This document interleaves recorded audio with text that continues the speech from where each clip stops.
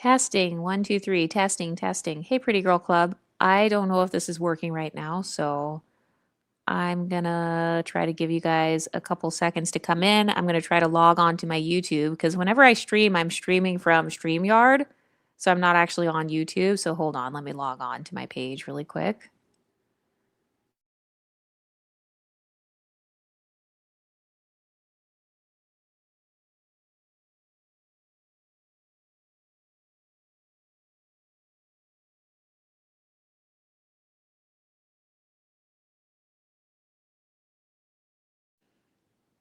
Testing. Hey, Pretty Girl Club. Can you guys hear me okay or no? Is it working?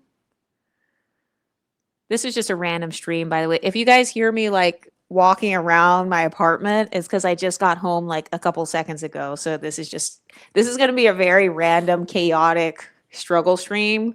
So if you hear me walking around and if you hear my doors opening and creaking, that's what it is. I need to get some water. But I didn't have enough characters in the title. I just feel like there's so much going on. We've got belugas getting kicked out of restaurants and blaming isms. We've got Nic Olandria. Nic is still not claiming Olandria. It's been almost a year now, actually. I just realized that today because we're about, what, 90 days away from summer. The new Love Island is going to come out soon. And isn't that crazy? Almost a year later, this guy is still not claiming her. Would you ever be in the talking stage with a YT man for a year? Like, if the guy doesn't like you enough, if he hasn't seen something special in you, and if he doesn't value enough, if he doesn't value you enough to claim you after a year, don't you think that means something is wrong? But I think it's just a psychological jackpot. Hold on, let me take my allergy medicine really quick while you guys come in. I feel like I never give you guys time to come in. I just start yapping within like 10 seconds of logging on. Hold on, let me take my medicine.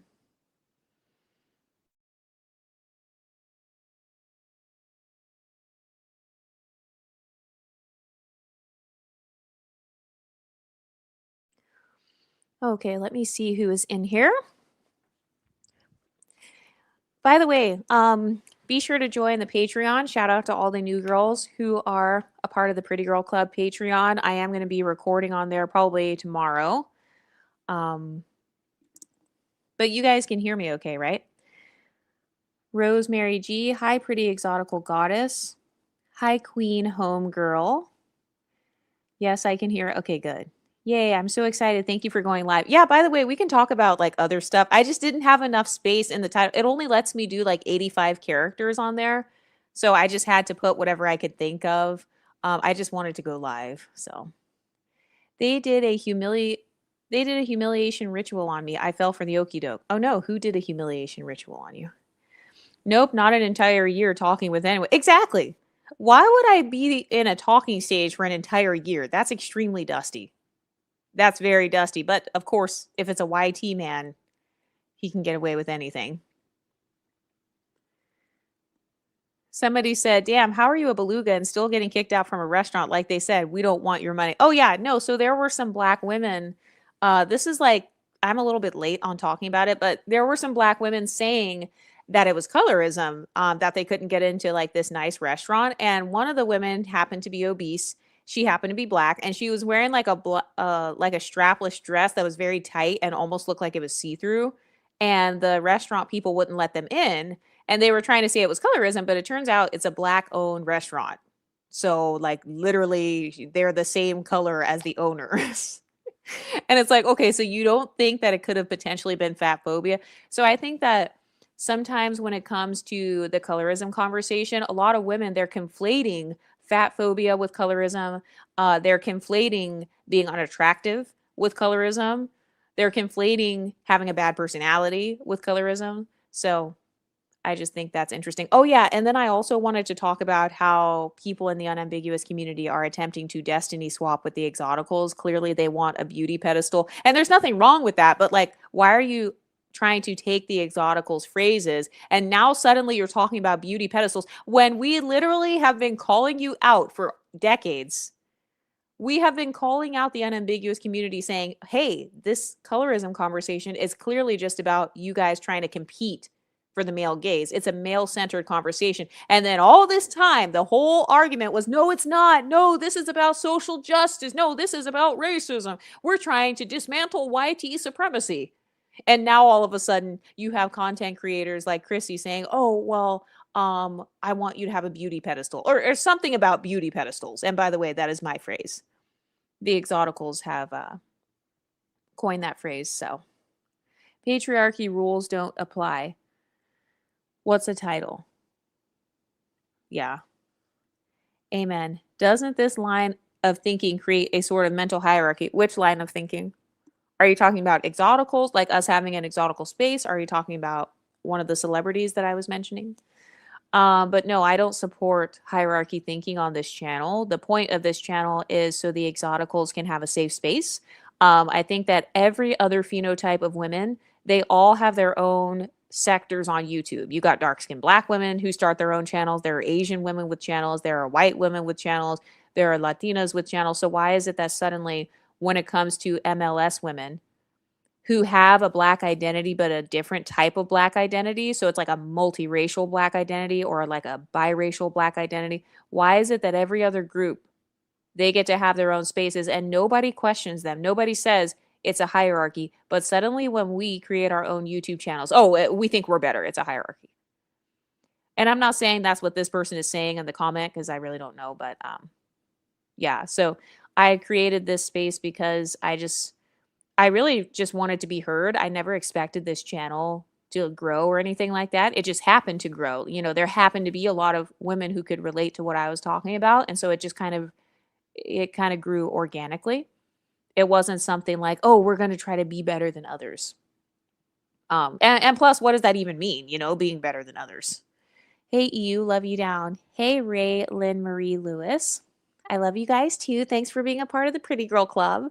We're pretty much talking about anything. This is a late night struggle stream, but I tried to come up with the title like a couple seconds ago. So I was just yapping a little bit because I realized that it's been about a year now and Nick is still not publicly claiming Olandria. He has still been pictured with new women at this point. So isn't that messed up? Like, I don't know. I just feel like Molly, she must feel like she's so much better than Olandria right now. Molly is the one where Nick had a picture kissing her. Fellow biracial here, so proud to be one. Yes, shout out to all the biracials. Shout out to all the different types of exoticals. We've got biracial black white women. We've got biracial Blasian women. Just any type of mix you can think of.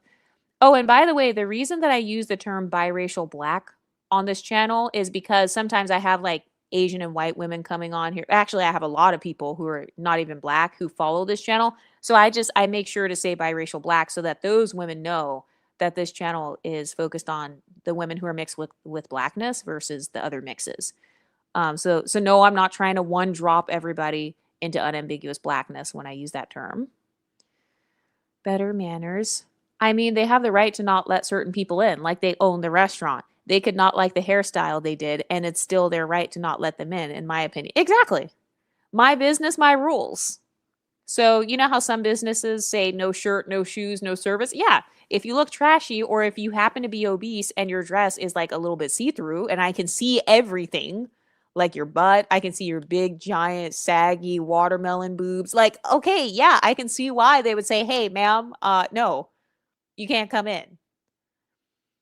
But I've noticed sometimes in the black community, they relate everything to slavery and segregation.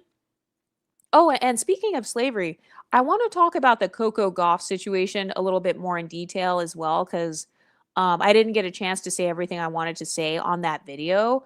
So I saw that in the black YouTube sector, they were talking about how Coco Gauff is good representation, and this is going to make dark-skinned black women have a beauty pedestal. Well, actually, no, because according to your own talking points, Chrissy, you said that pretty privilege doesn't trickle down. And I actually agree that pretty privilege does not trickle down unless the women actually look like the woman on the pedestal. So even if Coco Gauff became a beauty icon tomorrow, her pretty privilege would not trickle down to the average unambiguous woman because the average unambiguous woman does not wear her hair like how Coco Gauff wears hers. So, you know, that beauty pedestal thing still wouldn't work. So this is why I feel like it's good that we have our own space because then we're not kind of trapped in confusion. You know, you see a lot of content creators, they're talking about leveling up and beauty pedestals, but they don't know how to describe what that is. They don't even know what that means. Even Chrissy herself said that she was so obese that her own friends and family basically had to have like an intervention and tell her like you got too big. So with all due respect, why would somebody that spent their life feeling invisible or literally struggling with obesity to the point where her family was afraid of her not surviving it, why would somebody like that be knowledgeable about a beauty pedestal? So do you see the problem? There's this problem where you got so many people speaking on experiences that they don't have. And that's why they can never make videos or streams and go in depth about what they're talking about. They just kind of parrot everything that we say in the exotical space, and then they just hope that nobody ever finds this channel. Felicia Dream says, woo, child, I've been gorgeous all day. Nice to relax with women who can relate to that. Exactly. Shout out to the Pretty Girl Club. Get your exotical tax. Queen Homegirl says, you're an exotical if people ask what you're mixed with and what country you come from. Yeah. Are you talking about the AOA restaurant? So I don't know, actually. I don't know what the name of the restaurant was. Bean says, multi-generational biracials. Yes, shout out to all the multi-generationally mixed exoticals. Hey, I just joined. Yay! I'm glad that the Pretty Girl Club is joining. This is a very random, like very late stream. Yay, I made it. I love Coco's lean physique snatched. Yeah, and that's another thing that a lot of people can't relate to is being thin and actually being in shape. Someone said, I feel bad for Coco. She was modeling for Miu Miu. That's good representation. Unambiguous women need to be more strategic instead of relying on us. Yeah, it's like they relied on us to be the face of their beauty standard. And now it's like they're relying on our talking points and they're trying to disseminate the same information to their group. But it's not going to work though, because, you know, we're speaking from a place of privilege over here. And, you know, unfortunately, that's not something they can relate to. So they can't really speak from that same place of privilege. And I talked about this. I talked about the difference between Shira Seven's content and who it relates to versus Kevin Samuels. Unambiguous women can relate more to like the Kevin Samuels type of content. You know, the you hit the wall and you better hurry up and get somebody before you're 35 because once you hit 35, you're fucked and you're not going to be pretty or whatever. I feel like his type of content is more applicable to women who do not have pretty privilege. Yeah, they do have to worry and feel stressed out about aging and stuff like that. And that's also why a lot of the unambiguous creators, a lot of the unambiguous female creators don't tell their age. Shira 7 has told her age. Because a lot of exoticals, we're proud of our ages. We don't have to hide anything, you know, because we don't have the same types of fears as women who did not grow up with that pedestal. Because the pedestal is going to stay there regardless of how old you are. As Bevco says, love you so much. Love you too. I'm so glad to be here with the Pretty Girl Club. Honestly, I'm so like honored and humbled to even have a YouTube channel. I'm so glad that this channel has even lasted for this long. Somebody says people on Twitter are getting mad at Chase Infinity and other exotical actors like Zendaya for allegedly taking roles from unambiguous women. But when unambiguous women like Coco Gauff are in the spotlight, they get mad. Yeah, exactly. Damned if you do, damned if you don't. It's a culture of complaining. So it's that same culture of nothing's ever good enough. Nothing's good enough. Nobody's ever pretty enough. Nobody's ever talented enough. Nobody's ever perfect enough. You know, they nitpick. I talked about how sometimes in underprivileged Black communities, there's like this culture of nitpicking. So I think there are two different types of Black people. You've got Black excellence culture, which is kind of where I come from. Like, even if you look at my family tree, my family members are people who have been in the civil rights movement. Like, they literally have books written about them. So that's more Black excellence culture. And then you've got what I call Blackistan, which is kind of like the negative aspects of Black culture. So you've got like the degenerates, you've got the people that, all this baby daddy, like, think about Cynthia G's channel and the types of Black culture that she talks about. That is what I would call Blackistan. It's kind of all of the negative aspects of Black culture. So I feel like one of the negative sides is this nitpicking thing where no matter what, it's never good enough. And I've even seen it like on YouTube.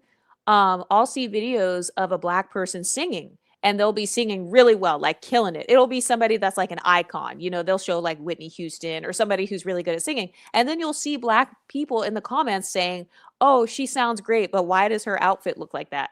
Oh, she sounds good. She's good at singing, but why does her wig look like that?" And it's like no matter what, they're going to find something to pick you apart about. And so I think that that definitely holds them down as a collective. It's a part of that crabs in a bucket mentality. And so that's why if I do associate with black culture, it tends to be black excellence culture. So when I say black excellence, I'm talking about people basically more like mulatto culture. I mean, if I'm being honest, because look at like Barack Obama, he's mixed.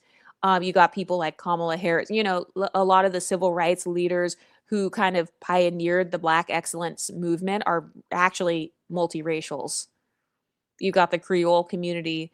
But if I want to use somebody unambiguous as an example, you can use people like Michelle Obama as an example. She's someone that doesn't, I've never seen her like being ratchet or whatever. Or like Viola Davis is another example of just like a normal black person. So that's what I would call more of a black excellence culture. They're not engaging in this degenerate behavior or kind of like this pick me behavior. Because even if you think about the women that twerk on tables and stuff, a lot of that is really just a spin off of pick me behavior. That's why I say that they tend to relate more to somebody like Kevin Samuels content. That's it's going to cater to women who, they're pick me's because they have to be. It's funny because they say, "Oh, well, you guys are decentering men because you have to." Well, can't I make the same argument? You are centering men because you have to. You are a pick me because you have no choice. Nobody asks you on a date, so you have to ask the men, or you know what I mean? Like nobody ever complimented your actual facial features or hair texture or complexion. And so the only thing you had was your youth, which is why you were afraid of aging. Or, like anything that they say towards the exoticals, I can say back to them. Um, but yeah, I just feel like there's so much to talk about. That's why I want to start like doing more streams because I just feel like I can't make videos about everything and edit everything. Um, this person says, or if they tell you to remove the colored contacts out of your eyes and you are not wearing contacts. Oh yeah, there's a huge jealousy about eye color. Because your eyes, that's really what people see. It's like the first thing that people see when they look at you. So it's something that is definitely brought up in conversation a lot. So I think that's definitely a point of jealousy. And I feel like eye color is more difficult to mimic because even if you do wear those contacts, I feel like the contacts tend to look pretty obvious on unambiguous women. Oh, and there's this other aspect of black culture too, where a lot of them are very ashamed for you to know that they're wearing beauty enhancements. I've just noticed that some of them have a toxic relationship with beauty enhancements. So it's like, "Oh, I'm wearing a wig, but I don't want you to know I'm wearing a wig." "Oh, I'm wearing contacts, but you can't know I'm wearing contacts." It has to be like this big secret. It's almost like this elephant in the room and you're not allowed to say anything about it. And then, if you go on Reddit, you'll see a lot of them commenting saying, "Oh, I have a white boyfriend and he's never seen me without my sew-in." Or, it's like it's something where there's a lot of shame around it.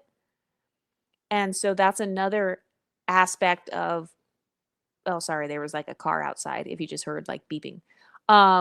But I would say that was another aspect of like Blackistan culture as opposed to like being multicultural. If you're multicultural, you know that nobody actually gives a fuck.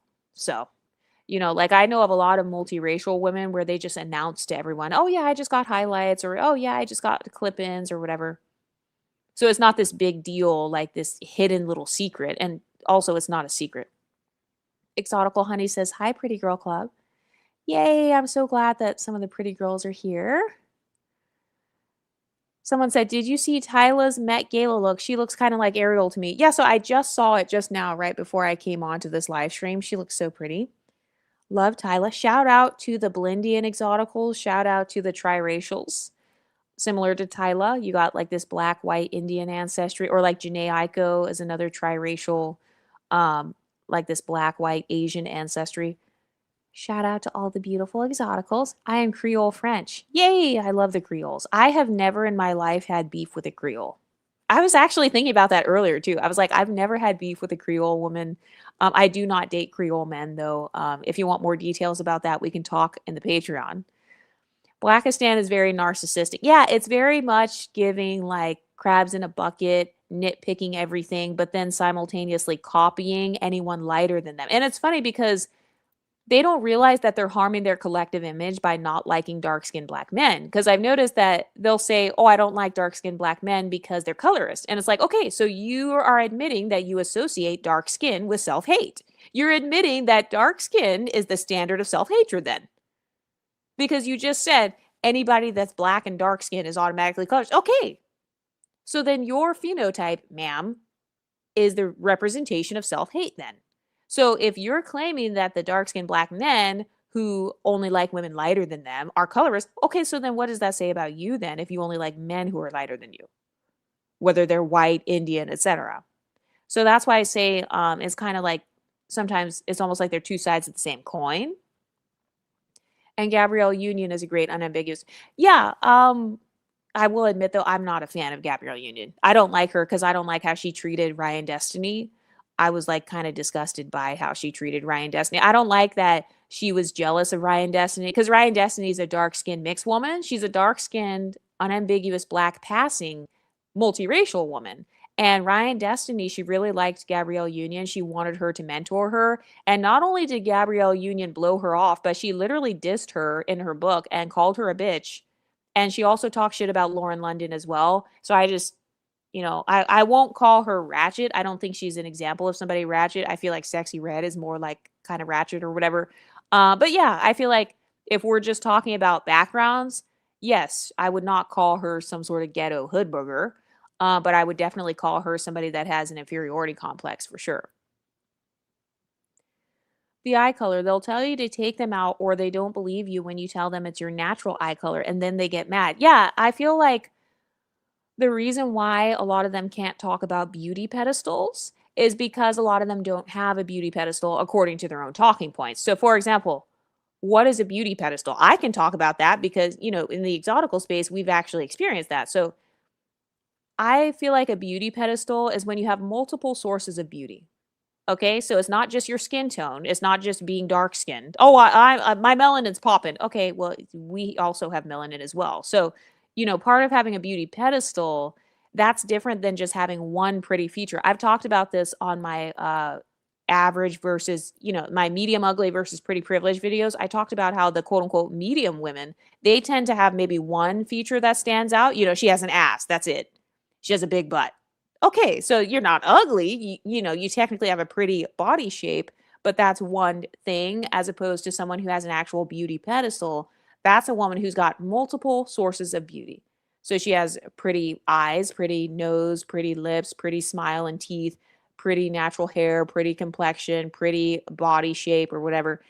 So that's the difference between a woman who's actually like legitimately pretty privileged and she literally gets put on a pedestal versus somebody where it's like, oh, okay, well, you're not ugly. I'm not going to scream in terror when I see you, but I'm also not going out of my way to really like claim you or promote you or be associated with you. I'm not going out of my way to view you as like a status symbol. That's another difference too. Women who have an actual beauty pedestal, our beauty is actually a form of status in and of itself. So what you'll notice when you have a beauty pedestal is not only do you already have status, but you'll have other people vying for your status. So you'll have women who either want to be you, they want to trade places with you, or they want access to you.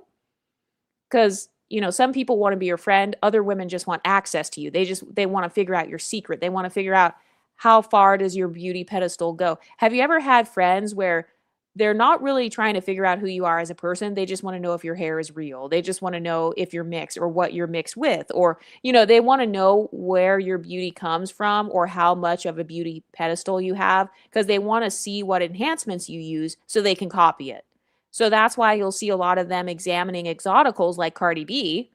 And then they'll be like, oh, well, Cardi B, she got her nose done. She got this done. She got that done. Well, why do you care? Oh, it's because you actually want to go copy that. You secretly want to go copy that.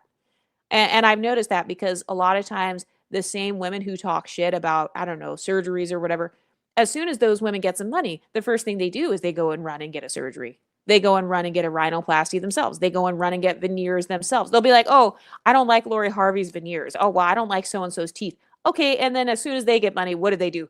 They run to the fucking Dominican Republic so they can get some new teeth. They run to the DR so they can get a new ass. Pretty Exotical Goddess says, I am also black, white, and Asian. Shout out to the black, white, and Asian people, the Tiger Woods types. I was wearing a ponytail extension for almost a year. I recently stopped wearing it and was shocked that most people, included unambiguous black people, assumed it was my real hair. I doubt unambiguous women can say the same thing. Yeah. And I think that what we're seeing now is we're seeing this flip flopping happen in the unambiguous community because they've noticed that their talking points are very outdated. They're still talking about, why don't I have a man? Because if you look at a lot of their content, that's really what it is. It's either matchmaking content like Pop the Balloon. These are some of the popular shows like in Blackistan. So it's either matchmaking shows like Pop the Balloon. By the way, no shade to these people or anything. Like, I don't have any beef with Pop the Balloon people, but it's like they're either watching Pop the Balloon or they watch a bunch of love reality shows such as Love Island, Love is Blind, Too Hot to Handle, etc.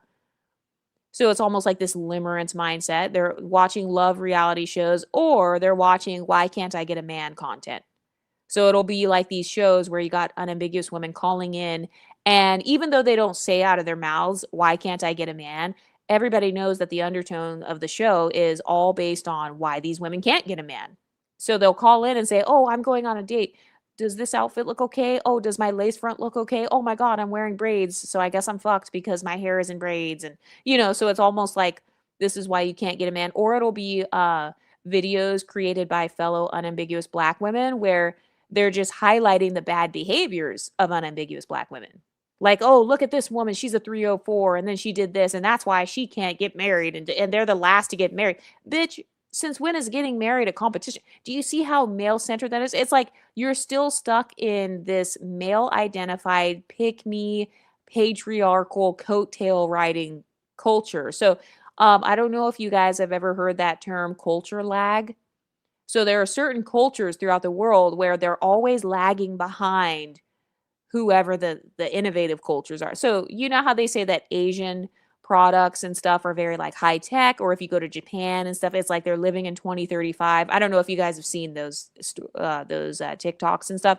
So it's kind of like that, like just how they say that America has culture lag in terms of technology. I think that some women have culture lag socially. So you've still got the majority of women who feel underprivileged, they're still being pick-me's. They're still chasing after men. And it's like, ma'am, did you not learn the lessons from your black single mother? Did you not learn the lesson from your mothers and grandmothers? All this talk about slavery, yet you learned no lessons from it. All this talk about Coco Gauff looking like a slave and you don't want to look like a slave, but you're over here fiending over the white man wanting to be his sex slave.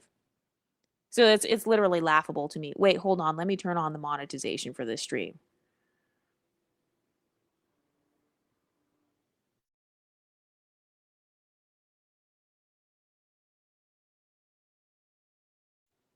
I just have to go into my settings really quick. Hold on. My computer is like going slow because I'm live right now. That's the only thing about StreamYard. It's like as soon as you start streaming, it literally does not let you monetize it. You have to go in and like change it yourself. So hold on. I gotta get my exotical tax. Wait, how do I do it? Hold on. I'm still here, you guys.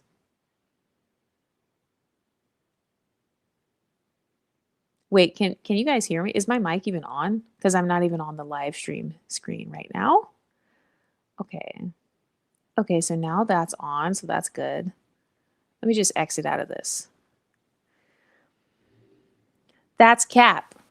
I'm a high yellow black male with hazel eyes, and I know biracial, cat, or mixed. Huh? I don't know what that means. Oh, you're saying you are not biracial?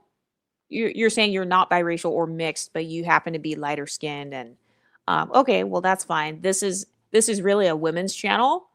So I recommend that you go find some MLS male channels. So I acknowledge people who identify as black or, their DNA is majority black. They're 90% black or whatever, and they happen to be light skinned. That's why I talk about people who either are mixed or they look mixed. So that's why I say the people who are accused of looking mixed, they're really just people who benefit from isms. Anytime somebody says you look mixed, what they're really saying is you either benefit from colorism, texturism, or featureism. So I don't really care if you're actually a multiracial person or not. I don't care if you're monoracial or multiracial on this channel. What I care about is, do you relate to these experiences? So you're a guy, so you're not going to be able to relate on this channel. I recommend going to find some MLS male channel. And by the way, that's another thing as well. Notice how the MLS male sector also came about after my channel came about. Then we started waking up the MLS men who don't want to give credit to exotical channels. Then we started waking them up, and then they're like, oh shit, we should probably make our own channels as well. But yeah, Boog got that beam. Maybe you should check out some of those channels. This is a very feminine, female-centered channel. So, I'm really surprised that there are even men on here. I mean, believe it or not, there actually are still men on here. There are men who support my Patreon and stuff, so I appreciate them. But Divine Goddess says, my real hair is auburn, 3C48 texture. I was doing a slick back. And that's another thing, too. We are the standard in terms of edges. They make fun of people for not having type 3 edges or for not having edges that mimic type 3. And then they'll say, oh, your hair is unkept or it's not done or whatever. Or they'll be like, oh, your hair looks bad. It's nappy. And they try to do this to the exoticals all the time. They try to call out light-skinned women with type 4 hair. And it's like, wait a minute, do you keep the same energy for your mama? Do you keep the same energy for your own family members? Do you keep the same energy for your daughter or your sister? Because, ma'am, you come from several generations of 4C. Talking shit about women like Doja Cat, who's biracial. Ma'am, you come from several generations of 4C hair. But yeah, off topic, but what's your take on the Me No Black, Me No Black Poppy and some Dominicans getting in on the joke? I hope they keep their stance on the mixed ethnicity and heritage. Yeah, I did hear about a woman recently. I don't know if it was a hoax or if it was a fake news thing or if it was real, but I did hear about an Afro Latina who, I guess she sued someone because they identified her as Black, which is short for Black American. So it's like, okay, if you're over here making these groups and saying, we are FBAs or whatever, how are you going to say we're FBAs or we're Black Americans? Then you get mad when Dominicans agree with you. And isn't that hilarious as well? You had Black people in the past where they wanted everybody to be united, right? They wanted all the people from the white passing biracials all the way to Dominicans and Black people from all over the world.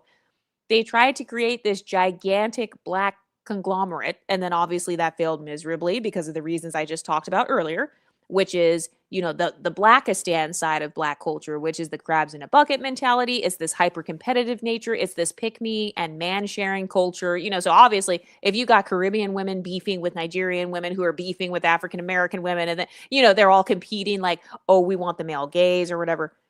So that failed miserably. And now you got people finally acknowledging, oh, wait, actually, I'm African American and, I want that to be my main identity. I want to identify based on ethnicity. So it's like you got to keep the same energy. So no, I'm not mad at the women who say I am Dominican as opposed to saying I'm Black as in Black American.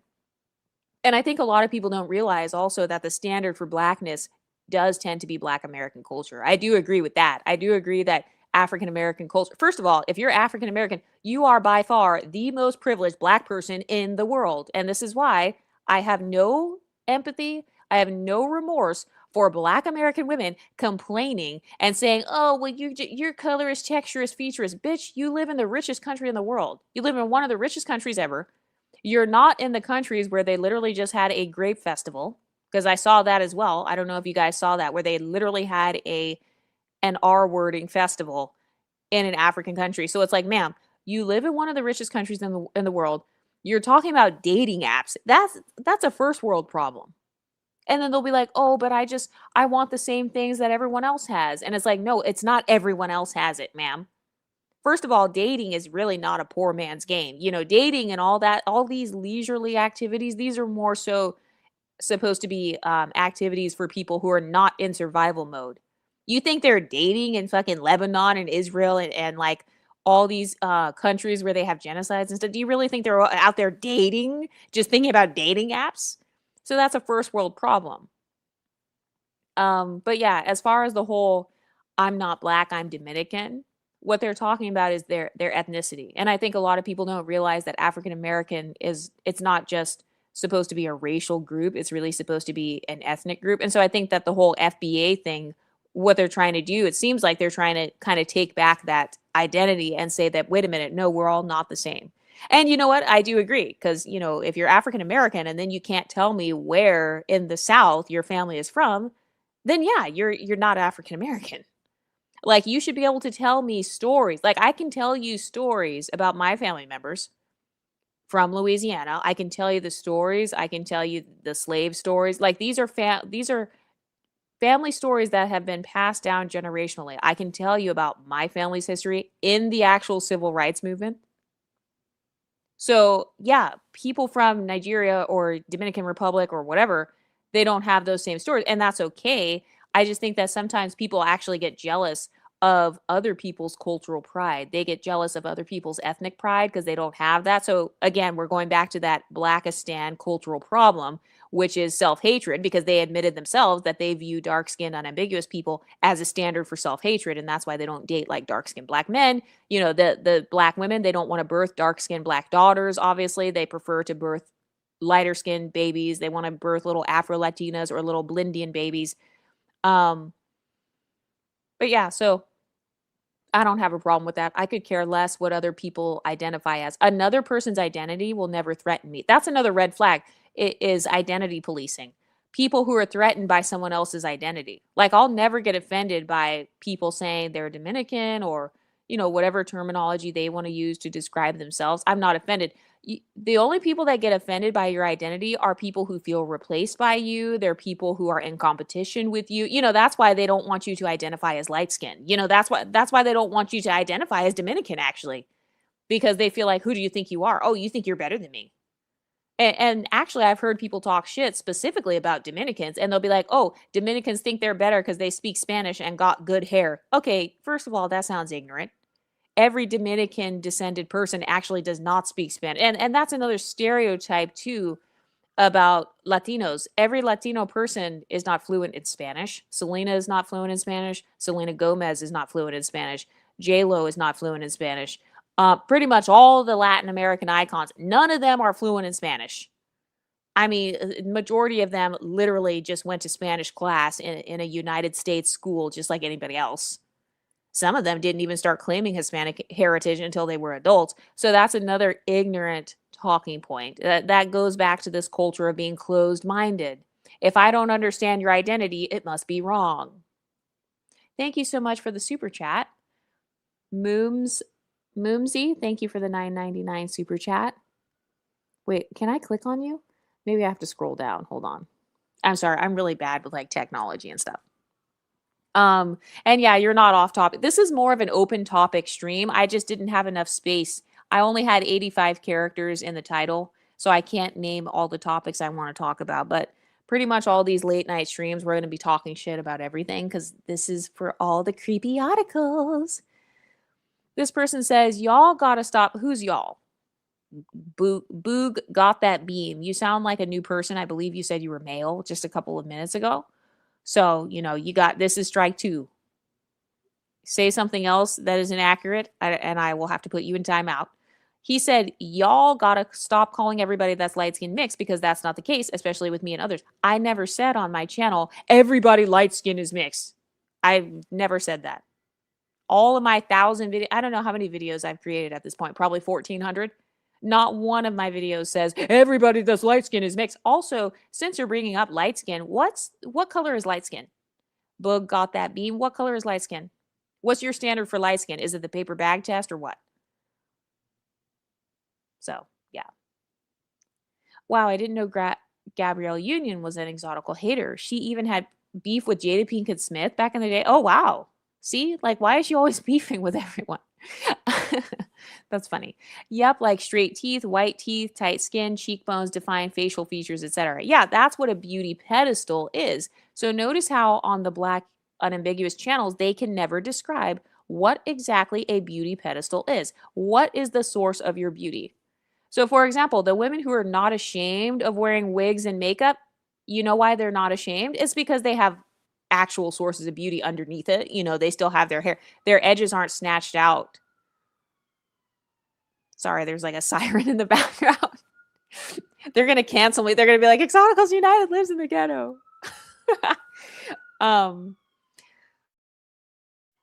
on.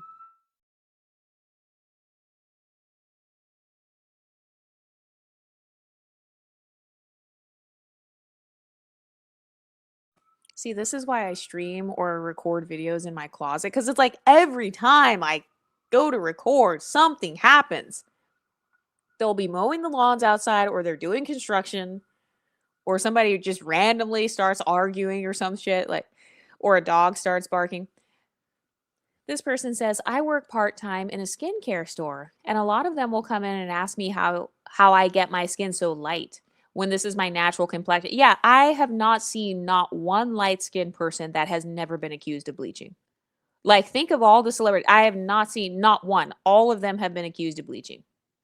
Zendaya, Beyonce, Rihanna, Nicki Minaj, just anybody. Anybody who's not dark skinned, that they just automatically get accused of bleaching. It's almost like people can't understand. They don't want to admit that you were born lighter than them. I feel like that's another thing too. They don't want to admit when you're lighter than them. They don't want to admit who was born light skinned. And then they'll even track people's skin tones as well. They'll track people's skin tones. And I think another thing too, what they don't understand is that light skinned people don't care as much about lighting. So sometimes you'll see these light skinned celebrities like Rihanna, for example, or Lori Harvey is a great example. They will use these different filters or different photo editing or different white balancing on their photos. And so it'll make them look darker because that's a part of their aesthetic. Like, and also when you're light skinned, sometimes you want to look tan or bronze. You know, that's just a part of your little photo that you're doing for that day. But then I've noticed in Blackistan, they'll take those photos and they'll be like, oh my God, this person's a bleacher. Oh my God, look at Beyonce. She looks way more caramel on this image, or she looks way darker, or, you know, it doesn't even have to be Beyonce, but just any random example. And it's interesting because it's like, okay, wait a minute. So you're saying Zendaya, Beyonce, Rihanna, pretty much everybody light skinned is a bleacher, and then suddenly Kelly Rowland is not? You're telling me Kelly Rowland never bleached when she went from dark skin to brighter than a paper bag? So I noticed that when it comes to somebody dark skinned that clearly looks lighter, Serena Williams, then they'll be like, oh, no, it's just lighting. Oh, it's just editing. Oh, no, it's just her makeup. She just has lighter makeup. Okay, so then why is that suddenly when it's a light-skinned person, then they say, oh, she's trying to wear white girl makeup so she can like be white. So again, it's this crabs in a bucket mentality, because also, why do you care? If like for example, let's say that this is true. Let's say that every single light-skinned person is a bleacher. Okay, now what? What do you want to do now? Do you want to cancel that? Like, why would you even care if all the light skinned people really did want to be white? Or what if they really did want to pass as white or be as light as possible? Why would you care? Why would that hurt you? Oh, it's because you feel left behind. That's what it is. It's because you view skin complexion on a hierarchy. You feel like light skin opens doors that dark skin can't, according to your own talking points. And so you feel left behind. Like, oh, these people are bleachers, aka they're getting ahead. They won't admit that they secretly view bleaching as actually getting ahead. That's the real reason they're mad. That's the real reason they're mad, because you'll see them talking about it and then they'll be like, oh, well, Beyonce bleached so that she could like make a country album and then like get more Grammys and get money from YT people. And it's like, okay, so you're admitting that light skin is the key to getting money from YT people. Do you hear your internalized colorism coming out? And again, going back to why do they care?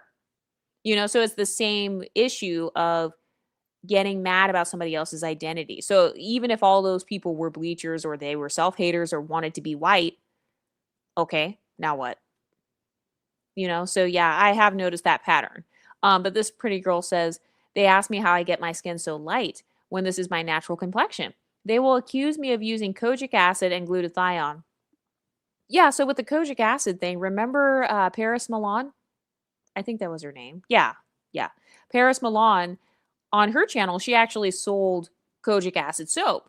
And her argument was, oh no, this isn't skin lightening. It lightens dark spots like acne scars, etc. Okay, so then if all it's doing is lightening acne scars, why is it that when a light skinned person uses kojic acid, you call them a bleacher? But then if somebody's dark skinned and they use kojic acid, you say they're getting rid of acne scars. Which one is it? Same thing with vitamin C. If you look at the exoticals who have written in their story times, they have talked about how by using vitamin C, that their own family members will call them colorists. There was another girl who just got called a colorist for carrying a parasol umbrella in the sun. So it's like, okay, when you're light skinned, if you stay out of the sun, you're colorist. If you use vitamin C, you're colorist. Using kojic acid or whatever, that's colorist. And then dark skinned people, oh, I'm just getting rid of acne scars. Oh, well, I have some hyperpigmentation. What's hyperpigmentation? It means you're dark. It means the skin is dark. That's literally the definition of hyperpigmentation.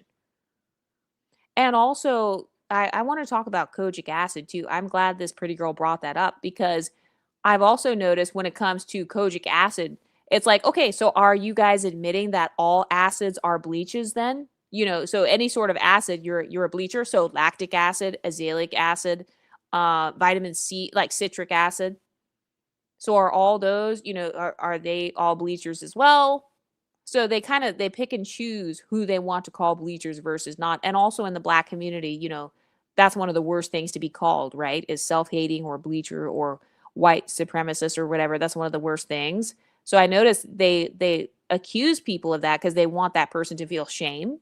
I noticed that shame is a really big tactic in the black community. That's a huge weapon that they try to use against a person. But yeah, Paris Milan was selling kojic acid with no shame. And then they were like, oh yeah, this is just helping us to get rid of acne scars. And then Paris Milan was over here making videos about being a dark-skinned black woman when she herself doesn't even identify as a dark-skinned black woman. Oh, and same with Queen Chama. Remember her? She came on YouTube to announce to me to not call her dark skin. She didn't want me to call her dark skin. She said that she is brown skin, so stop calling her dark. So it's like, okay, wait a minute. So you can get away with doing or saying anything, but then if a light-skinned person doesn't do anything, we get accused of random shit. She said they will accuse me of using kojic acid and glutathione. Yes, glutathione is an antioxidant that is found in fruit.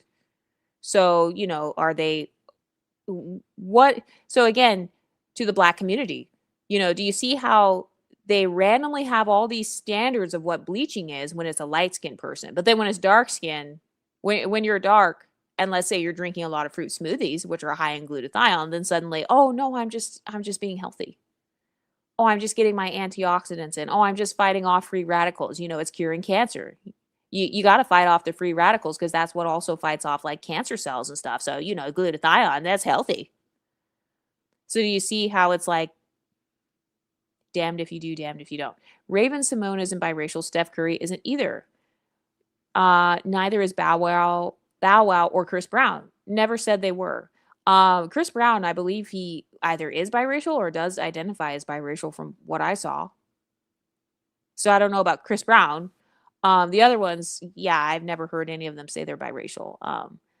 But you're kind of arguing with things that we never say on this channel. You're arguing with stuff that I've never said. So I'm just going to have to stop you from commenting because you have never watched the Exotical channel, clearly. So this stream, all of my streams are for people who are in the Pretty Girl Club. This is for people who know what an Exotical is. This is for women who identify with the Exoticals, or they just love Exoticals in general. They are allies with us. Maybe they're non-black women who have children who are like Exoticals or whatever. That's who this channel is for. It's not for random people to come on at 11 p.m. and announce who's biracial and who's not, like, but yeah, go off though. Let me see here where I'm at with the comments.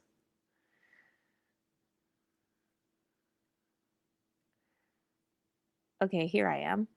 Have you heard of the Talia Briars thing? I have not. I don't know who that is. Well, I think there was some girl on TikTok maybe who was like a multiracial activist. I thought she had a similar name to that, but I'm not sure. Pretty girls are stereotyped as being mean girls in movies. Yeah, and you know what? I will go ahead and let that stereotype play to my advantage because you know what? Don't mess with me. Bitch, don't mess with me. Yeah, that's right. Yeah, I am mean. Yeah, I am stuck up. So you may not want to mess with me. So I actually don't mind kind of this snobby, conceited stereotype because snobby, conceited, mean girls have boundaries. They don't take any shit. So I'd rather be considered that than be at the bottom of society. What would I rather be treated like? the scum on someone's shoe or treated like, oh, I'm the mean girl. I'm this powerful bully. Mean girls and bullies have social power, right? So, at least I'm being stereotyped as powerful. Shit. I saw people on TikTok arguing about Aisha and Steph Curry's ethnic background. The video had so many comments going crazy. It was hilarious. Reminds me of myself being MGM. Yeah, why is there always like either a non mixed person or black identifying? Kind of like that guy who was commenting on me, or he was commenting on the exotical space. He was a black identified man. Why is it always the black identified people who are arguing about who's mixed or not? Like you're not even in the community. I don't see how you can hate from outside of the club. If you're not even a part of the mixed community, why do you even care? Why are you arguing about who's mixed or not? Why is it always a monoracial or black identifying person who wants to be the mixed race police? Oh, well, this person's biracial. Oh, well, this person is not biracial. And this person, have you even met those people? Do you know Chris Brown? Do you know Steph Curry and Aisha Curry? But yeah, that is pretty hilarious though. And remember, if you're policing it, you're pedestalizing it. People only police the things that they pedestalize. That's why they police who's light skinned. Well, it's because they pedestalize it. I have never in my life argued with somebody else about their own skin tone. I have never done that in my life. I have never argued with somebody about their own mixed race heritage or, arguing back and forth with random people on the internet if they're biracial or not. I have never in my life done that. You know why? Because I don't pedestalize those things. Who cares? Other people's identities are not a threat to mine, so I don't have a reason to police them. So yeah, if you're policing it, you're pedestalizing it. So that's why a lot of people in the black community, they were arguing, what ethnic group they're a part of. It's because Steph and Aisha Curry are social status symbols. I don't see them arguing about Gabby Sidibe and what her ethnic background is. They're not arguing about Whoopi Goldberg and what her ethnic background. They don't argue about Lonnie Love and what ethnic background or what skin complexion she has. I don't see people arguing over dark skinned people. Oh, well, are they chocolate? Are they milk chocolate? Do they pass as milk chocolate or do they pass as dark chocolate? Which one? No. But then they'll argue up and down about a caramel person or, a golden person versus bronze versus cinnamon versus, yeah, it's very interesting. It shows what they pedestalize. They're hating on how you make them feel, not you. They admire you. Yeah. Yeah, please leave. You obviously don't understand the conversation, bro. Oh, yeah, I just blacked that person. Yes, no, Gabrielle Union is unambiguous and she identifies as such. So I think that sometimes people seem to conflate admixture with mixed race. So those are two different things. That's why I talked about the percentage thing on my channel, which a lot of people viewed as controversial, and then I got canceled. But guess what? It worked out in my favor because now we don't have any confusion about that. Mixed race is undeniably, if you're 25% or more of some other heritage, it's laughable to not be called mixed race. So there are a lot of people with lower amounts of little admixtures. So they might be 95% African and then 5% European or something. So they're still identifying as unambiguous. So they have small admixtures. And I don't care if people celebrate their admixtures. That has nothing to do with me. That's fine. But it's not the same experience as somebody who's actually mixed race. So Gabrielle Union, she might have a 5% admixture. I have no idea. I'm not a Gabrielle Union fan. But yeah, I think people who don't really watch this space or they're not really familiar with it, those are the ones who conflate those two things the most. And I think also sometimes you'll have unambiguous women who kind of want to ride the coattails of exoticals, so they might try to randomly throw people in who are clearly unambiguous. I'm not saying that's what you're doing here, but yeah. This person says, if you are not mixed, then why are you arguing? We know not every ambiguous person is mixed, shaking my head. Yeah, exactly. That person just probably, maybe they don't know what the exotical space is. And that's okay. That's why you have to kind of do your research. I just think a lot of people, they're not used to YouTube channels that actually have nuance. Because if you think about it, the algorithm really promotes channels that are more, I don't want to say extreme, because I won't call all of them extreme, but I would say like social media algorithms, they like it when your channel creates the same exact format and same style of content over and over. That's how you scale on social media across all platforms. And so on this channel, because I create a variety of content, I create a lot of nuanced content. So it's not always the exact same thing that I talk about. So I think sometimes people, they come on this channel, maybe they watch 1 or 2 videos, and then they think they've got me all figured out, and then, they come back later and they're like, "Oh shit, I was wrong." So that happens all the time. So, that could have been happening with that guy. He could be just a random person. This person says, "You aren't controlling anything, sir." Steph Curry only got into the NBA because the futurism, colorism? I don't know what that means, but I do think that male zoticals are taking over sports in general. EU, get this man out of the chat. Are you not a part of the exotical community? If not, you don't have to watch the stream. Yeah. Yes, we can hear you. What's your opinion on DNA tests for ethnicity? So ethnicity is different than race. Um, yeah. So as far as the DNA test, I'm not against the DNA test. That's why when I first started this channel, I said, for those of you who do support the DNA test, 25% or more, you're undeniably mixed. And that's it. Because at that point, your own mother or father came out of the womb of a white woman or a white man or something. They came out of the loins of a white man. So it's impossible for you to say that you're just unambiguously black when your parent is literally coming straight directly out of, somebody's womb from China or something.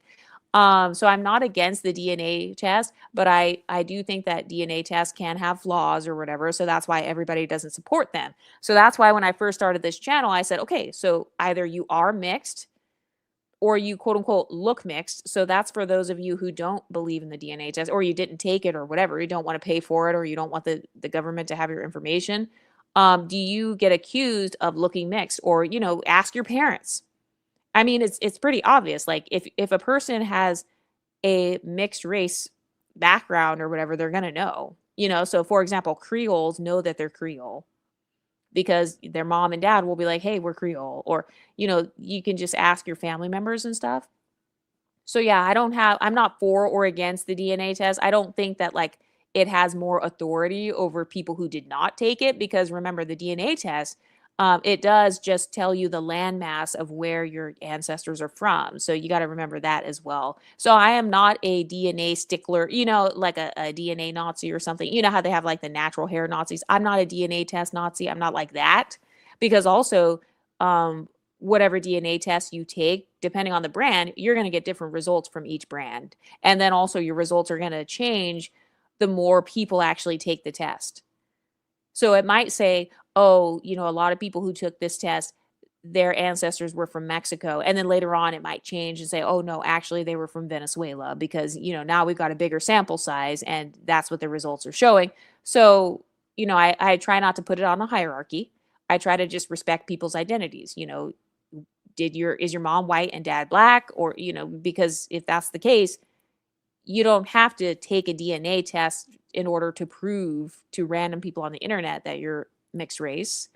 But this person says, I notice whenever an MGM or mixed race or even light-skinned black people get one and the results, it's always that the test is not accurate, but it is for whites. So I haven't noticed that. I don't know. I never kept up with the whole DNA test thing. I know that was a big thing back, I don't know, maybe like 10 years ago. So you're saying it's not accurate sometimes for people who are more multiracial or I guess you could call it multi-generationally mixed. That's interesting, but yeah, I mean, at that point, it would be up to you. So, if your family told you that maybe you're part Italian, but then you take the DNA test and it says, oh no, you're Irish or something, maybe that was your family's nationality as opposed and that's another flaw with the DNA test too. It's like, okay, sometimes your family stories may not line up with what it says on the DNA test. They've got all these theories. Some people try to say, oh no, you're Native American or whatever, African Americans are natives and all this shit. So yeah, that's why I don't really get into genealogy that much because I'm just not really big on it. But yeah, for the people who do care about it though, 25% or more, you're undeniably mixed race, and that's that. Men that want me, I am majority women. Men that are in a majority women space are sus. Yes. That's because it's like, what are you doing here? And I know there are actually a lot of men who they just watch my channel. This channel gets a lot more views versus subscribers. Like I have a lot of lurkers and shit, which is, I mean, that's good because I'm getting paid or whatever. But it's like, wow, There are a lot of people who just lurk and watch my channel or whatever. So there are some men who do watch this channel. I've noticed that on my decentering men videos, a lot of men are actually watching those. And I'm like, I don't know why you would want to watch that. Maybe they're just trying to get into my mind. Like a lot of men, they think my decentering men content is very fascinating. So yeah, I guess they're just using it to analyze. And I will admit, I do actually watch some of the men's content as well. Not the red pill, but the guys, I guess you could call them black pill or whatever, just because people kept calling me black pill. And I'm like, what is that? So I went and looked it up. So, I watch some of their channels as well, but I don't try to argue with them on their live streams. So this person says, EU, I've been listening to your Patreon podcast more, and it brought me out of my several month depression plateau. Wow. Well, congratulations. I'm so glad that you were able to come out of that plateau. And whatever else you want me to talk about in the Patreon, you can always comment in there. Or if you don't want to show your name or whatever, or your face on the Patreon, you could always DM me and we can talk about it. This person says, not several generations. Yeah. When I was talking about the 4C hair or whatever, it's like you're over here trying to make fun of Doja Cat's 4C hair. So it's like, what does that say about you then? Coming from several generations of 4C hair, ma'am. You're exposing yourself. This person says, literally was getting a blowout this week. 2 unambiguous BWs rolled in talking about long, good hair. My Somali mother was just sitting there worried about the evil eye. Yeah, there's a huge obsession for Somali women. By the way, shout out to the Somali exoticals. Shout out to the Horn African women. So Somali, Eritrean, Ethiopian. Some of you guys say that I'm pronouncing certain things wrong. Okay, well, I'm not trying to. But yes, there is a huge obsession with your phenotype. That is basically a dark skin standard of beauty. I've noticed Blasian women are as well. If you're like some sort of black Filipina or like black Indian dark skin mix, that's another standard of beauty as well. Yeah, so they're definitely obsessed, and that's why they're doing the lace fronts and stuff. They want to look like a dark-skinned exotical, because a lot of them will argue, basically in the United States, a lot of people actually stereotype you guys as being multi-generationally mixed, and that's why a lot of people argue back and forth in comment sections about what your ancestry is. It's because, like I said earlier, if you're policing it, you're pedestalizing it. So that's why a lot of people in the unambiguous community, they police the Somali and the Eritrean and Ethiopian people. They want to try to tell you what your heritage is. Well, it's because they secretly pedestalize you. So yeah, I've noticed that. They either want to push you in or out of blackness. It's the same thing that they do with all the other different types of exoticals. My mother keeps trying to get me to go to her hairdresser, but I don't want them to try to F my hair up out of jealousy. Yeah. And that's why, like, the salon I go to is not even a black salon at all. So they have like black girls working there, but it's not marketed. Anything that is marketed as a black or natural hair salon, I'm like, first of all, if you have to call it natural hair, the reason that they even announce that it's natural hair is because it's so common for the black community to like not wear their hair natural. So that's already a problem in and of itself. Like that already turns me off to your hair salon, ma'am. Because it's like, why would I go to a salon coming from the least experienced group when it comes to hair? What is the most bald-headed group? And it's not even me trying to be disrespectful. It's literally me being a logical consumer. Why would I spend my money on a group that historically has the least experience with quote unquote natural hair, has the least knowledge on how to grow hair? And then also what I don't like about black hair culture is they think all your problems are solved by just chopping your hair off. Damn near every other video I see, oh, I did the big chop. Oh, I had to trim. Oh, I think I have heat damage. Okay, so let me trim. Oh, let me just chop it off. Oh, let me just cut 6 inches. So it's like they think the solution to their problems is just chopping everything off. And so, yeah, I don't go to any hair salons that are marketed as either black or, because it's also like, okay, ma'am, all of us are humans at the end of the day. Yeah, we may have different hair textures, but hair is hair. It grows every month or it grows about a half an inch or whatever. It's not like, oh, because you're black, now suddenly like you're fucked in terms of hair growth. So now you have to go to like this special black salon. It's like, no. There are women who have 4C hair who grew their hair and no, they did not go to a black salon to grow their hair. Bitch, look at the women in Africa. And I'm not talking about Nigeria, But look at the women in a lot of the countries and tribes in Africa. Their hair's fine. And no, they didn't have to spend $300 at a quote unquote natural hair salon. Like, stop calling it the natural hair salon. It's the natural bald headed salon. It's the natural alopecia salon. If we are taking statistics into consideration, they're statistically the group of women that tends to have the most hair problems. So why the fuck would I give my money to a business that literally comes from that community? Anyway, that was a really big rant. I research another before trying a DNA test. It was like 2 or 3 years ago. Okay. Why entertain the supposed man in the chat when it's so obvious it is a fake account to create drama? Shouldn't be as shocked. They're neither light skinned or a man. Yeah, I mean, they've been blocked. Thank you. American unambiguous black women should be privilege stacking. The lack mentality is hustling backwards. Yeah, and notice how they're using the term privilege stacking now after I created that terminology. A lot of the terms that they're using are literally terms that came straight from the exotical space. Straight from the exotical space. Because without the exotical space, they're really just parroting the same talking points of each other that are outdated. Because think about this. If their talking points really worked that well, then they wouldn't need a channel, right? They wouldn't need a channel. All their problems would be solved. They'd all have their YT husbands or whatever, their YT billionaire husband. And it's so laughable when they all claim to be dating all these rich men. It's like, ma'am, have you seen the economy? This is how I know you're just completely uneducated. Because first of all, capitalism is not even set up for everybody to be a millionaire. You're telling me that you live in the south side of Chicago and you just happen to be dating this multi-millionaire. Anyway, in my dating experience, black men didn't want me because they either wanted a white girl or a soul sister. I wasn't enough of either for them. Only white men seem to actually want me. LOL.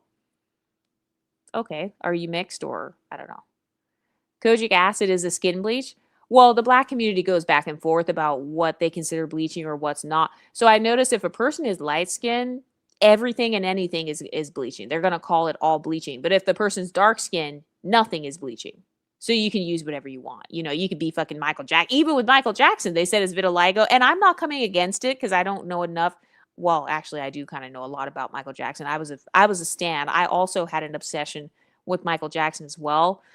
But yeah, so even like with Michael Jackson, notice how they're all saying, no, it's only like vitiligo or whatever. But it's like, if you're a true Michael Jackson fan, you heard that interview where he said he wanted to erase every part of his father from him. And his father is obviously a dark-skinned black man. So that's not vitiligo based. That was Michael Jackson talking about his personal experience with his father, but whatever. Because it was dark skin, you know, nothing is bleaching. It's just everything is just, oh, it's vitiligo. Oh, it's acne scars. Oh, it's just, I'm just trying to take glutathione so I can like be healthy.